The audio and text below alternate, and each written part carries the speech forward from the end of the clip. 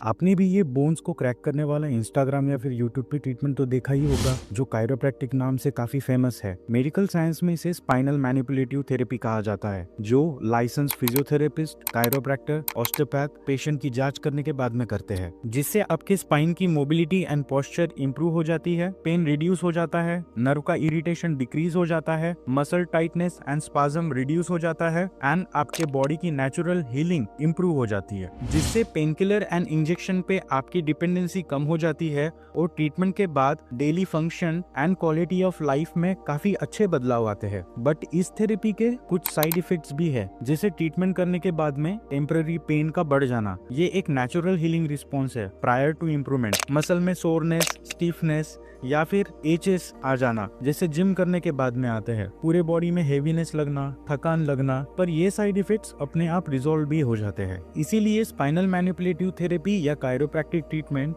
एक licence physiotherapist, chiropractor या osteopath से ही करवाए। Without proper screening and examination manipulative therapy perform नहीं की जा सकती। ट्रीटमेंट करने से पहले जांच करना काफी जरूरी है। और अगर आपको भी जानना है कि किस तरीके से स्पाइनल मैनिपुलेटिव थेरेपी या कायरोप्रैक्टिक ट्रीटमेंट काम करती है, तो नीचे दी गए लिंक ड्रिल पे जरूर क्लिक करें। एंड अगर आप किसी भी स्पाइन रिलेटेड पेन से सफर कर रहे हो, तो नीचे दिए गए कॉन्टैक्ट नंबर पे आप हमसे अपॉइंटमेंट बुक कर सकते हो। कैसे बस कायरोप्रैक्टिक एडजस्टमेंट या फिर मैनिपुलेशंस करने के बाद में पेशेंट को इंस्टेंट रिलीफ एंड हल्का महसूस होता है, इसके पीछे भी एक साइंस है। चलिए उस साइंस को समझते हैं। देखिए, ह्यूमन बॉडी एक स्पेसिफिक ऑर्थोकाइनेमेटिक पैटर्न फॉलो करती है। मींस नॉर्मल मूवमेंट जैसे रोलिंग, ग्लाइडिंग, स्पिनिंग, ये मूवमेंट काफी क्रूशियल होते हैं फॉर अ हेल्दी जॉइंट। जब भी रिपीटेटिव स्ट्रेस, मैकेनिकल डिस्फंक्शन या फिर इन्फ्लामेशन के कारण जॉइंट हाइपोमोबाइल हो जाते हैं, मेकेनोसेप्टर्स जो मूवमेंट को सेंस करते हैं,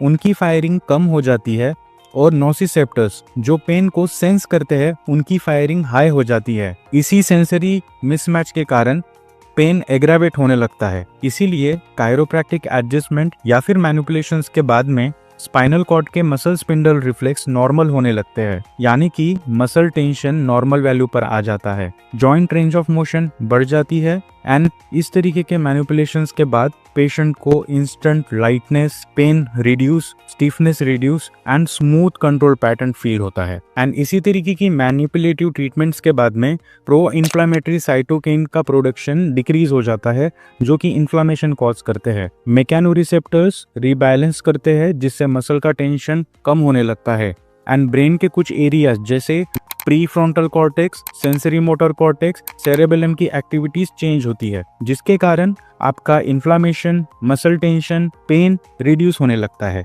पर ये ट्रीटमेंट्स अच्छे तरीके से तभी काम करते हैं जब पेशेंट एक्सरसाइजेस करे, अपने लाइफस्टाइल को प्रॉपर तरीके से मैनेज करे, स्ट्रेस को मैनेज करे एंड अपने डाइट का ख्याल रखे। अगर इंटीग्रेटेड अप्रोच से अगर चलेंगे तो आप सर्जरी से भी बच सकते हो, बट किसी भी एक तरीके के ट्रीटमेंट पे पूरी तरीके से रिलाई करना आपके प्रोग्रेस को हिंडर कर सकता है। अगर आपको किसी भी तरीके का स्पाइन रिलेटेड प्रॉब्लम है, तो आप हमसे नीचे दिए गए नंबर पर अपॉइंटमेंट बुक कर सकते हैं। ड्यूरिंग द कायरोप्रैक्टिक ट्रीटमेंट या फिर मैनिपुलेशन ये क्रैकिंग साउंड आते कहाँ से है? चलिए मैं समझाता हूँ। आपके जॉइंट्स की कैविटी विस्कस फ्लूइड से भरी होती है।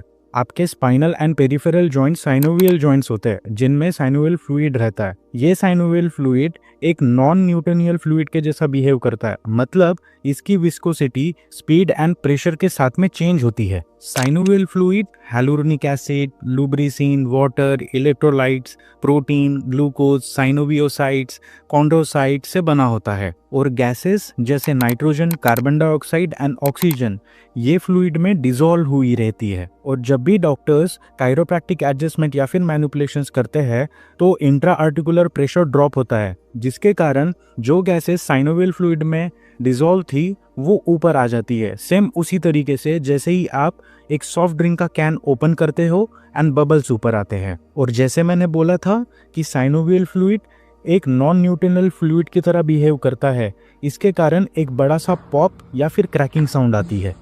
ये क्रैकिंग साउंड ना ही हड्डियों की रीपोजिशनिंग होने के कारण आ रहा है, ना ही आपके ट्रैप्ड गैसेस ब्रस्ट होने के कारण आ रहा है, बल्कि ये साइनोवियल फ्लूइड में ट्रैप्ड गैसेस से बबल क्रिएट होने के कारण आ रहा है। 2015 में यूनिवर्सिटी ऑफ अल्बर्टा ने रियल टाइम इमेजिंग में ये पाया गया कि जैसे ही डॉक्टर्स कायरोप्रैक्टिक या फिर मैनिपुलेशन करते वक्त इंट्राआर्टिकुलर प्रेशर ड्रॉप करते हैं, वैसे ही साइनोवियल फ्लूइड में ट्रैप गैसेस बबल फॉर्म में ऊपर आ जाती है और क्रैकिंग साउंड प्रोड्यूस करती है। एंड इसी प्रोसेस को ट्राइबोन्यूक्लिएशन कहा गया है। और इस तरीके की ट्रीटमेंट करने से किस तरीके से रिलैक्सेशन प्रोवाइड होता है पेशेंट को, अगर ये जानना है तो नीचे दिए गए लिंक रील पे जरूर क्लिक करें। क्या सच में कायरोप्रैक्टर्स आपके बोन्स को क्रैक करके उनके ओरिजिनल प्लेस पर लेकर आते हैं? ये सरासर गलत है। देखिए, कायरोप्रैक्टर्स, फिजियोथेरेपिस्ट और ऑस्टियोपैथ बस पोजिशनल फॉल्ट को ठीक करते हैं और ये पोजिशनल फॉल्ट एक्सरे एमआरआईज में नहीं दिखते, ये बल्कि हाथों से पाल्पेट करके प्रॉपर तरीके से पेशेंट को असेस करने के बाद में ही पता चलता है। पोजिशनल फॉल्ट के कारण मसल इम्बैलेंस, वीकनेस, स्पाज्म या फिर उनकी एक्चुअल वर्किंग कैपेसिटी लो हो जाती है और कई बार पोजिशनल फॉल्ट के कारण न्यूरल कंप्रेशंस भी आते हैं। और जो क्रैकिंग साउंड आता है that is completely normal sound, ना कि किसी बोन के ओरिजिनल प्लेस पे आने के कारण आ रहा है। सच बात तो ये है कि कायरोप्रैक्टर्स बोन को ओरिजिनल प्लेस पर लेकर ही नहीं आते, वो जस्ट आपका स्पाइन एंड जॉइंट का पोजिशनल फॉल्ट को ठीक करते हैं, जिससे पेन, स्पाज्म, न्यूरल कंप्रेशन ठीक हो जाता है।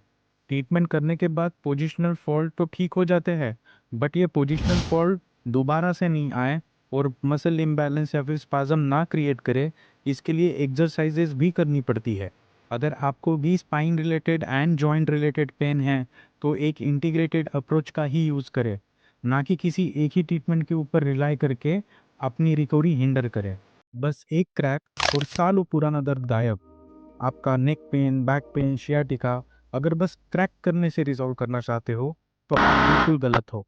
Chiropractic treatment and manipulative treatment से आपका पेन तो रिड्यूस हो जाएगा, पर परमानेंट सॉल्यूशन के लिए exercises, diet, lifestyle changes, ergonomic modification and stress को भी मैनेज करना पड़ेगा। यानी 60% chiropractic treatment and 50% active involvement of patient ही आपके पेन को रिजॉल्व कर सकता है। बट कई बार पेशेंट ये भूल जाते हैं, एक्सरसाइज, डाइट, स्ट्रेस मैनेजमेंट, ये सारी चीज़ें कायरोप्रैक्टिक ट्रीटमेंट रिप्लेस नहीं कर सकता। कई बार पेशेंट पैसिव ट्रीटमेंट पे ही रिलाई करते हैं, यानी कि ट्रीटमेंट के दौरान बस डॉक्टर ही एक्टिवली पार्टिसिपेट करते हैं, पेशेंट एक्टिवली पार्टिसिपेट नहीं करता, एक्सरसाइजेज नहीं करता, डाइट को प्रॉपर तरीके से नहीं लेता, स्ट्रेस को मैनेज नहीं करता और कई सारी अर्गोनॉमिक चीज़ें प्रॉपर तरीके से हैंडल नहीं करता। इसके वजह से उसकी रिकवरी हिंडर हो सकती है। इसीलिए एक इंटीग्रेटेड अप्रोच से ही आपका सालों पुराना दर्द मिट सकता है। पेशेंट को एक्टिवली इन्वॉल्व रहना पड़ेगा। अगर दर्द से मुक्ति पाना चाहते हो तो अपने खाने पीने की चीज़ों में ध्यान रखना पड़ेगा, लिफ्टिंग टेक्निक्स प्रॉपर करनी पड़ेगी, डाइट, एक्सरसाइजेस प्रॉपर तरीके से करने पड़ेंगे, स्ट्रेस को मैनेज करना पड़ेगा। अगर आप ये सब चीज़ें फॉलो करोगे तो विद इन 4 वीक्स आप बहुत बेहतर महसूस कर सकते हो। अगर आप भी स्पाइन रिलेटेड पेन से सफ़र कर रहे हो तो नीचे दिए गए नंबर पे आप कांटेक्ट कर सकते हो। कायरोप्रैक्टिक ट्रीटमेंट स्कैम है एंड फिजियोथेरेपी टाइम पास। कई सारे डॉक्टर को आपने ये बोलते हुए सुना होगा। एंड एक्सरसाइजेस पेशेंट को बोरिंग लगती है। देखिए, कायरोप्रैक्टिक, फिजियोथेरेपी, ऑस्टियोपैथी एक एविडेंस बेस्ड प्रैक्टिस है। कई डॉक्टर पेशेंट को मिसलीड करके गुमराह करते हैं। ज़रा सोचिए, मेडिसिन जो आप खा रहे हो क्या उसके साइड इफेक्ट नहीं है?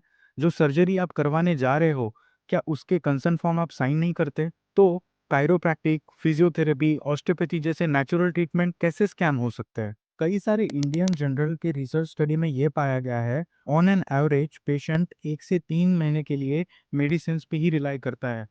और इसका सबसे मेन कारण ये है, पेशेंट को पता ही नहीं होता कि उसके पेन का रूट कॉज क्या है और कई सारे डॉक्टर्स इस रूट कॉज को एक्सप्लेन भी नहीं करते। और इंटीग्रेटेड अप्रोच ना यूज करने के कारण पेशेंट का रेफरेंस काफ़ी कम होता है। 2-3 मंथ्स बाद पेशेंट का पेन जब बढ़ जाता है तभी वो अल्टरनेटिव ट्रीटमेंट्स के तरफ बढ़ता है।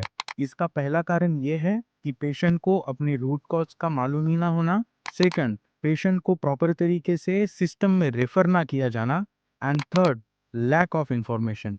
और 1 से 3 महीने के पेन लेकर आपको कन्विंस करना फॉर द सर्जरी या फिर कोई अदर काइंड ऑफ ट्रीटमेंट काफ़ी इजी हो जाता है, क्योंकि जो पेन ट्रीटमेंट से 2 to 3 वीक्स में रिजॉल्व हो जाता था अब वो क्रोनिक हो चुका है। क्योंकि अब अर्ली सेशन में इस ट्रीटमेंट से ज़्यादा फर्क नहीं गिरता। बट कोई भी पेशेंट जो डिसिप्लिन फॉलो करता है, प्रॉपर तरीके से exercises, diet, ergonomic modification, stress management पे ध्यान देता है, तो धीरे धीरे उसमें रिजल्ट्स आना भी शुरू हो जाते हैं। इसीलिए दूसरों के बहकावे में ना आए, नेचुरल ट्रीटमेंट से ही अपना ट्रीटमेंट करवाए। एक्यूट या फिर अर्ली स्टेज में मेडिसिन भी काफ़ी क्रूशियल रोल प्ले करती है, पर समय रहते एक एक्टिव ट्रीटमेंट प्रोटोकॉल भी ज़रूरी है। कोई भी डॉक्टर गलत नहीं होता, हर किसी की अलग अलग ट्रीटमेंट है एंड हर कोई अपनी अपनी सर्विसेज सेल करने के लिए बैठा है। पर ट्रीटमेंट से पहले अपने डाउट्स डॉक्टर से ज़रूर क्लियर करें।